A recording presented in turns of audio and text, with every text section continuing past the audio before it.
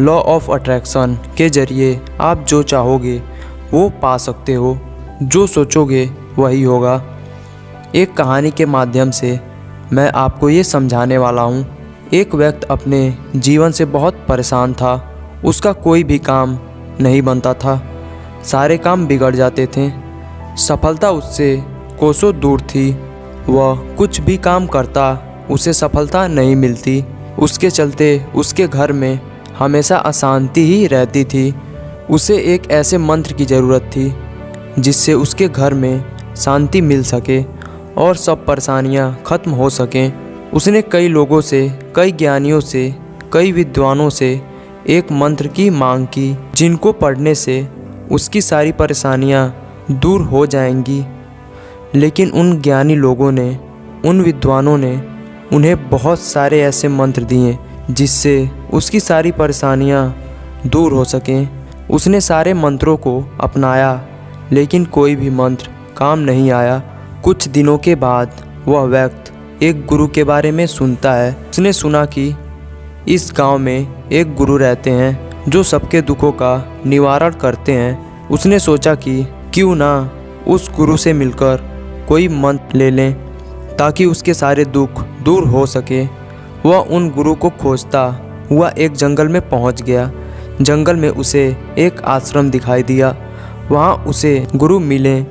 उसने उस गुरु से कहा, गुरुदेव, मैं बहुत दुखी हूँ, परेशान हूँ, कृपया मेरे दुख खत्म करिए। गुरु मुस्कुराए और बोले, इस दुनिया में तो सभी लोग एक से बढ़कर एक दुखी हैं। तुम कितने बड़े दुखी हो? व्यक्ति ने कहा, मैं सबसे ज़्यादा दुखी हूँ। फिर गुरु ने कहा, मुझसे क्या चाहिए? व्यक्ति ने कहा, मुझे एक ऐसा मंत्र चाहिए जिसे पढ़ते ही मेरी सारी परेशानियाँ खत्म हो जाएं। गुरु ने कहा, मंत्र ऐसे नहीं मिलते, उसके लिए कुछ करना पड़ता है। अगर मैं तुमसे कहूँ करने के लिए कुछ, तो क्या तुम करोगे? और जैसा मैं कहूँगा वैसा ही करना होगा। व्यक्ति ने कहा, बिल्कुल गुरुदेव, जैसा आप कहोगे वैसा मैं करूँगा। जो नियम आप बताओगे मैं सब करूँगा। सारे हवन, सारे पूजा पाठ सब करूँगा। गुरु ने कहा, ये सब तो बहुत आसान चीज़ है। मंत्र पाने के लिए बड़ी कठिन मेहनत करनी पड़ती है, क्या तुम कर पाओगे? व्यक्ति ने कहा, गुरुदेव, क्या मुझे दहकते अंगारों पर चलना होगा? गुरु हंसते हुए कहें, नहीं नहीं, इतना आसान काम नहीं है। गुरु की यह बात सुनकर उसकी हालत ख़राब हो गई। वह सोचने लगा, पता नहीं गुरुदेव मुझसे क्या करवाना चाहते हैं। हर चीज़ इन्हें बहुत आसान लग रही है, तो कठिन काम क्या है? व्यक्ति ने कहा, गुरुदेव, कृपया करके आप ही मुझे बता दीजिए कि मुझे करना क्या है। मैं वो सब कुछ करूँगा जो आप बोलोगे।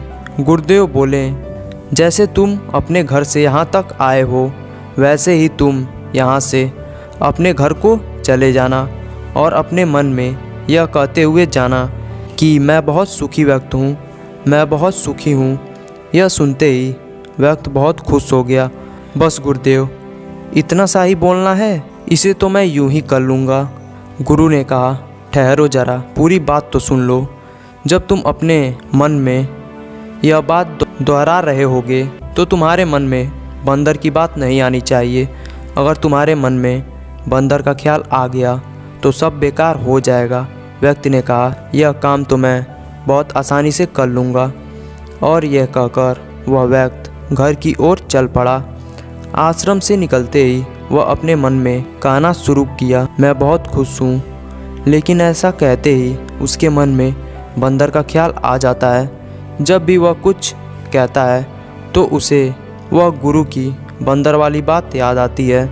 लेकिन वह यह भी कहता है कि मैं बहुत सुखी हूँ। लेकिन जब जब वह कहता, बंदर का ख्याल उसके मन में और भी गहरा होता जाता है। फिर ऐसा कहते कहते वह रास्ते की ओर जा ही रहा था कि उसे रास्ते में बंदर दिखाई देना शुरू हो गया। उसे चारों तरफ सिर्फ बंदर ही दिखाई देता था। उसने सोचा, आते वक्त तो ये बंदर दिखे नहीं, अब क्यों दिख रहे हैं? मैं अपने मन से सुखी हूँ, मैं सुखी हूँ।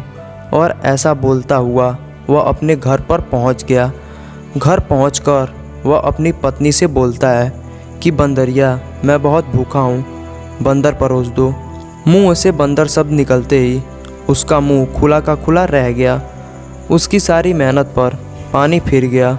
उसने सोचा आज से कभी उसके मन में बंदरों का ख्याल तो नहीं आया, तो आज कैसे आ रहा है, और उसे हर जगह बंदर ही बंदर दिखाई दे रहा है। वह सब कुछ छोड़कर भागते हुए गुरु के आश्रम में जा पहुंचा। आश्रम में पहुंचकर वह गुरु के चरणों में गिर पड़ा और बोला, गुरुदेव, ये क्या हो रहा है? मुझे कुछ समझ में नहीं आ रहा है। मुझे तो हर जगह बंदर ही बंदर दिखाई दे रहा है। ऐसा क्यों गुरुदेव? आपने कहा था बंदर का ख्याल नहीं आना चाहिए, लेकिन मेरे तो जुबान पर ही बंदर बैठ गया है। आज से पहले इतने बंदर कभी नहीं दिखे। आपने जो मंत्र दिया था वह भी नष्ट हो गया, मुझे मंत्र मिला ही नहीं। गुरु ने कहा, तुम्हें मंत्र मिल चुका है, सिर्फ तुम्हें उसका उपयोग करना सीखना है। लेकिन गुरुदेव, जैसा आपने कहा मैंने वैसा बिल्कुल नहीं किया, फिर मंत्र कैसे काम करेगा? गुरु बोले, पहले तुम इस मंत्र को समझ लो। अगर तुमने इसे ठीक से समझ लिया तो यह मंत्र अवश्य ही काम करेगा। फिर उस व्यक्ति ने कहा, गुरुदेव, कृपया करके मुझे जल्दी समझाइए, मैं समझने के लिए तैयार हूँ। फिर गुरु ने कहा, समझने के लिए तुम्हें एक बात का ख्याल रखना होगा कि तुम्हें बंदर का ख्याल नहीं आना चाहिए। यह सुनकर व्यक्ति गुरु के चरणों में घिर गया और बोला, मुझे तो आपके पीछे भी बंदर ही दिखाई दे रहा है। देखिए, उस पेड़ पर बंदर केला खा रहा है। उनकी यह बात गुरुदेव सुनकर जोर से हंस पड़े और बोले, हमारा मन ही हमारा मंत्र है। हमारे साथ वही होता है जो हमारे मन के अंदर उसकी गहराइयों में चल रहा होता है। जैसे कि तुम पहली बार आश्रम में आए थे, अगर एक दो बार तुम्हें बंदर दिखाई भी पड़ा होगा तो वह तुम्हारे ध्यान नहीं आया, क्योंकि तुम्हारे मन के अंदर में बंदर थे ही नहीं। लेकिन जब तुम यहाँ से वापस गए तो तुम्हारे मन के गहराइयों में जो होना चाहिए था वह तो तुम्हारे जुबान पर था कि मैं सुखी हूँ, लेकिन यह सब मन की गहराइयों में नहीं था। तुम जिस चीज़ से बचना चाहते हो वही तुम्हारे मन की गहराइयों में पहुँच जाती है। तुम अंदर से बचना चाहते थे तो तुम्हारे मन के गहराइयों में बंदर ही बैठ गया, इसलिए हर जगह बंदर ही दिखाई पड़ रहा था। जहाँ बंदर नहीं भी था वहाँ भी तुम्हें बंदर दिखा, जैसे तुम्हारे पत्नी में, तुम्हारे भोजन में, और तुमने मुझ में भी बंदर ही दिखा। इसलिए इसे ठीक से समझो। मन की गहराइयों में अगर ये मंत्र है कि मैं दुखी हूँ, मेरे पास कम है, तो तुम्हारे पास जितना भी आ जाए तुम्हें कम ही लगेगा। अगर किसी की मन की गहराइयों में ये बात है कि मैं सुखी हूँ, मेरे पास सब कुछ है, मेरे पास बहुत है, तो आपके पास जितना भी होगा उसे हमेशा अधिक ही लगेगा। फिर चाहे उसके पास चीज़ें कम क्यों ना हो और उसे दुख भी हो गया तो उसमें वो सुख भी निर्मित कर ही लेगा। जो भीतर से दुखी रहता है उसके पास 36 प्रकार का व्यंजन रहते हुए भी वह दुखी ही रहेगा। और ठीक उसके विपरीत जो भीतर से, जो मन से सुखी रहता है, उसके पास अगर 2 सूखी रोटी भी है तो उसे खाकर वह सुखी ही रहेगा। इसलिए मन में जैसी धारणाएं लगाओगे वैसा तुम्हें मिलेगा। जिस प्रकार तुमने बंदर ढूंढ लिया। फिर गुरुदेव ने कहा, अब तुम्हें समझ में आया होगा कि तुम इस मंत्र को कैसे सिद्ध करोगे। व्यक्ति ने कहा, गुरुदेव, मैं समझ गया हूँ। हम जो हमेशा सोचते हैं वही हमारे मन में भी बैठ जाता है।